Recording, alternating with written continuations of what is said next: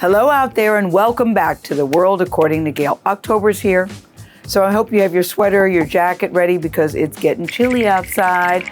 You know what that means. Spooky season is officially underway. So here's a question. Are you going with a full costume this year or are you just cheering from the sidelines with a bowl of candy? No judgment either way, but if you're dressing up, drop your costume ideas in the comments below and we want you to be specific. We want to know the theme, your inspiration, the whole thing. I like all the details. We want to hear from you. As for me, if I was going to wear a costume, and listen, you can take this as a suggestion, I would go as a Blue Origin astronaut. I already have a costume hanging up on the wall. I just take it down, put it on. But I do like candy corn. It's the only time of the year that I eat candy corn because it's like eating cubes of sugar. My dentist does not approve, but I love me some candy corn. So that's what I'm going to do. A bowl of candy corn and me sitting in front of a TV in my Blue Origin astronaut costume. My life is very glamorous. We've got lots to look forward to this month, so let's get going. Welcome to the world according to Gayle.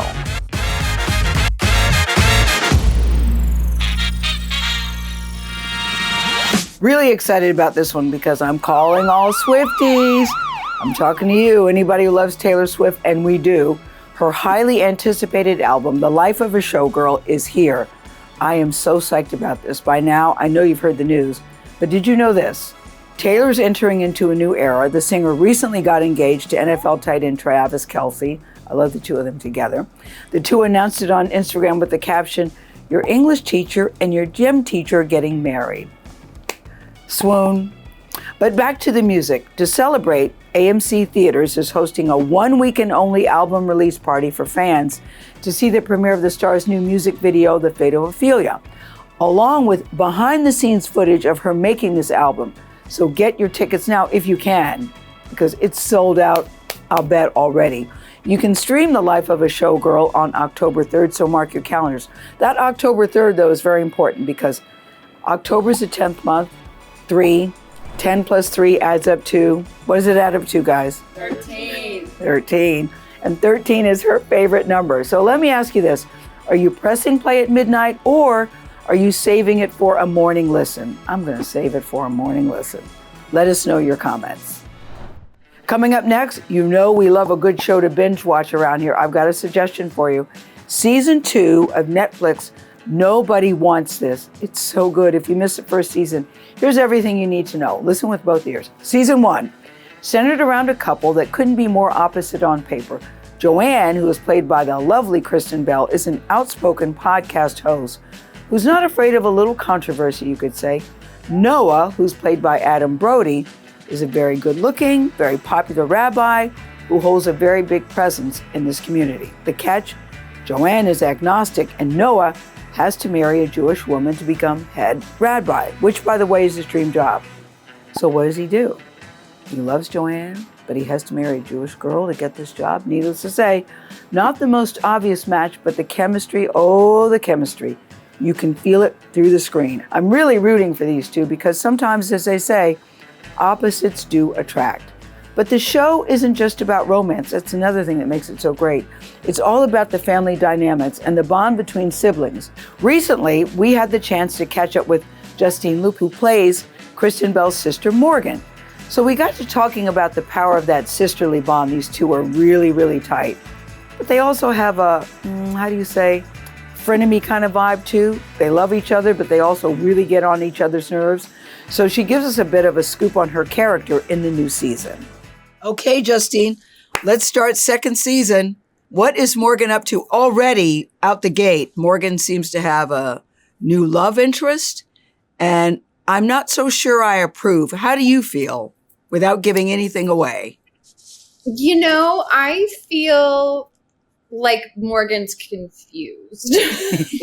Yeah.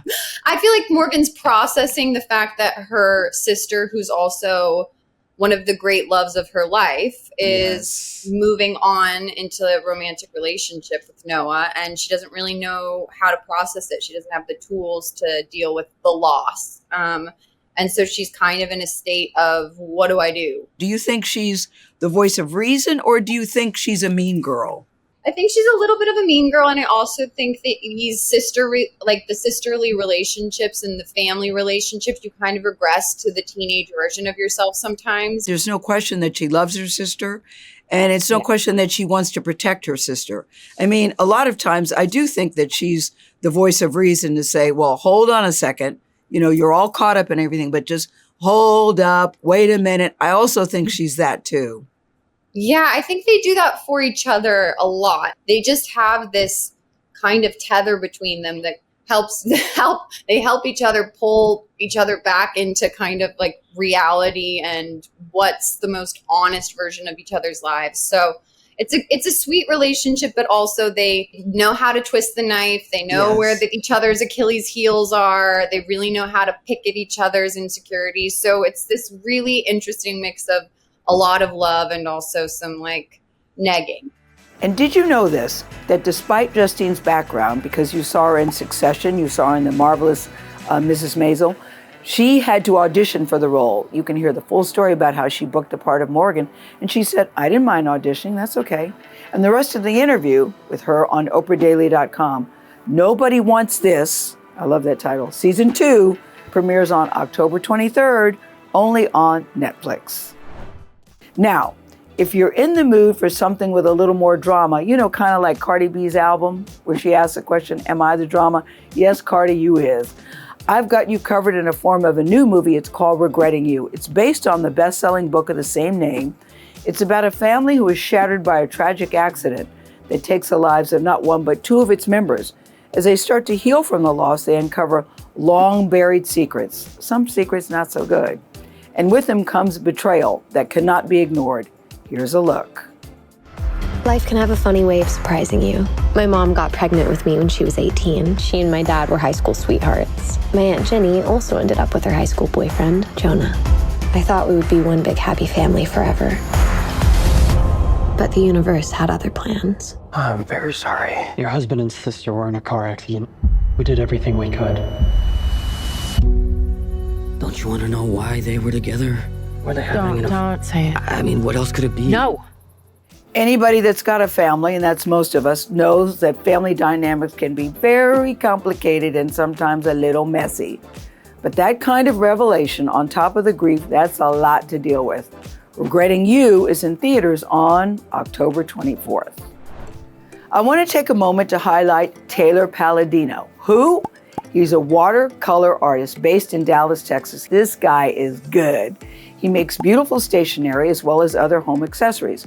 So I'm not sure if you saw this, but not too long ago, creative director Adam Glassman and I had a little adventure. We call it The Adventures of Adam and Gayle. So we got to appear on Broadway in The Lion King. Adam was the butt of a rhinoceros, also known as rear end. I was Bird Lady. Caw-caw! You can check out the full video on OprahDaily.com. So, Taylor, back to Taylor. He saw it, and then he created some custom stationery that features us in our costumes. We couldn't believe it. He sent it to the office. Mackenzie, come on in so people can see this. This is me as a bird lady. You know what I like more than anything? It's got my name. I'm still 12 years old. I love anything with my name or initials. Do you like this, Mackenzie? Yes, this is beautiful. Mackenzie approves. She says it's beautiful. That's not the only thing. You can contact him for custom designs. Here, you hold Thanksgiving. I'll hold Christmas. Santa, with a tennis racket. What's happening on yours? This is a turkey for Thanksgiving. Oh, and here, this is appropriate for now. I only want the treat. Taylor, you are so good. He's got an array of ready-made stationery, including an entire holiday collection. Thank you, Mackenzie. That includes very chic cards and colorful wrapping paper. It's never too late to start prepping for the holiday season. And did I mention you can get your name or your initials put on it? It's so great. Taylor, I think you're terrific. Check out his work at taylorpalladino.com. We talked chilly weather and the holidays, so it only made sense that we talk about hot chocolate next. I love a great hot chocolate. My hot chocolate of choice is actually a white hot chocolate that they sell at Starbucks with skim milk. So then we heard about something that's even better than that. When the Oprah Daily team told me there was a spot in the city that had gone viral for having the most decadent hot chocolate, I said, I gotta go. So the oh-so-kind team at Gloss, rhymes with floss, because it's spelled Glace, so don't say glace or glace, it's Gloss. They welcomed us in to try their hot chocolate. Boy, is it good. Plus a few more of the sweet treats they offer. The owner is Sasha Zabar. The name sounds familiar because he comes from a very foodie family. His grandfather started the iconic Zabar's Market, and his dad has a number of popular spots here in the city. But let's talk about Sasha. He is so good. I was going to say cute, but I don't want you to think that I'm hitting on Sasha. But he's very good looking, really smart, really great guy. He's unique in that he chooses to focus on sweets, and also he has a girlfriend. After trying his creations, I say that he's a bit of an artiste when it comes to sugar. Check out some of the offerings they have, including a sneak peek of a fall cookie special that they're adding to the menu soon. But when we were there, Sasha said, "I'm trying something new. Would you like to try it?" We all said, "Yes, Sasha, yes." Do you guys do taste tests with the ice cream? I like that cream brulee because it looks kind of... That's our top seller, so yeah, definitely you gotta try that one. This is legit. I'm gonna try the hot chocolate ice cream. Do you have anything with caramel? The pistachio has caramel, it's caramelized pistachio, so love it. This is Boris's favorite. Whatever Boris says, I do. Boris and I go way back. It's been 5 minutes now. Boris, this is so good. So this is a preview of our classic s'mores hot chocolate. About a year and a half ago, I opened Gloss in May, and we had a kind of list of sundaes that I created. And one of the sundaes was a baked Alaska. And so I kept thinking, like, what can we do in the winter that will bring enough people in? We did a hot chocolate menu. I thought if I could make the meringue thicker and chewier like marshmallow, I could maybe get it to stick to the rim of the cup. And honestly, the hot chocolate's bigger than our ice cream business. No way. It took off, and it ended up just getting bigger and bigger and bigger and bigger. So this is our classic s'mores. It's a little warm, but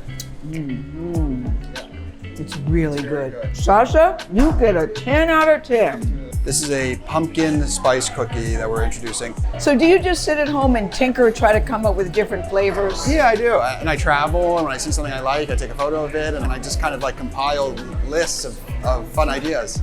First I want to do it plain, then I'll do it with ice cream. I think you're an artist. Seriously. Wow. Bravo.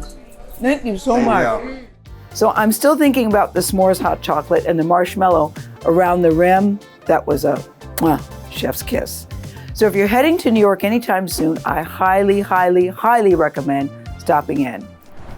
That's all we have time for this month. For more of the world according to Gayle, head to oprahdaily.com, and we'll see you next month. That's November. And as I say at the end of every Zoom, leaving meeting.